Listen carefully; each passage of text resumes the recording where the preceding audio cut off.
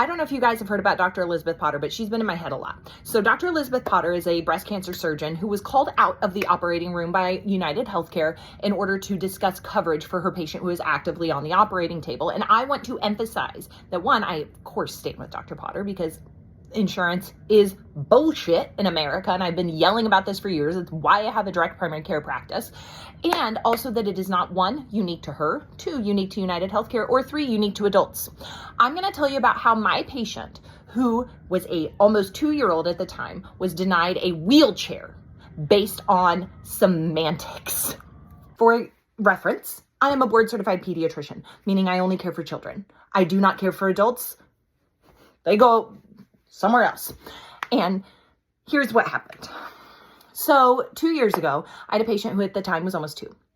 And this patient has a medical condition that requires 100% physical support. They are unable to hold up their head, move any part of their body. Okay. So they require 100% physical support. And up until this time, patient had been getting around just by a normal stroller and car seat and parents carrying them.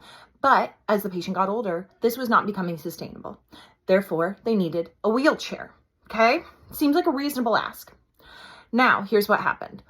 Because this patient needed not just a regular old wheelchair like you think of initially, they needed an adaptive stroller because they're a child. Okay. So that's what I ordered. I used the CPT code and I ordered an adaptive stroller. Blue Cross Blue Shield denied it. I said, no, thank you. I want a peer-to-peer.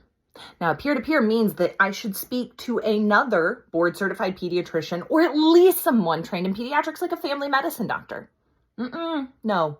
I, of course, got the NPI name and license of the person I was doing a peer-to-peer with, and they were trained in internal medicine. Now, if you are unfamiliar with the specialties in medicine, internal medicine has zero training in children. Their whole thing is that they start with adults. They do not see kids. Doesn't seem like a peer to me, but I digress. So I started discussing with them. I said, now, why did you deny it? And they said, this is not a medical necessity exclusion. This is a contract exclusion. I asked, doesn't your plan cover pediatric wheelchairs? This person said yes. And I said, what's the CPT code? It was the code that I submitted.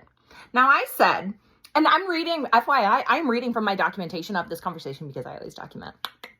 And they said that the insurance company denied it based on the description that I wrote of the medical equipment, not the CPT code, which is what they are supposed to use in order to deny or approve claims. I had to resubmit this and we had to do the whole process over again, just changing the word from adaptive stroller to adaptive wheelchair. And I want to emphasize how egregious that was, of waste of time and money and resources. And I also would like to point out that in order to do a peer-to-peer, you cannot email, you cannot text, you cannot schedule something virtually. You have to call, wait on hold, schedule a 30 to 60 minute time slot to be available for them to call you. And if you miss their call, you are, God forbid, in a patient emergency, in the bathroom, something like that, you missed your shot. And they deny. So you tell me, was that denial for the benefit of the patient or for the bottom line of Blue Cross Blue Shield?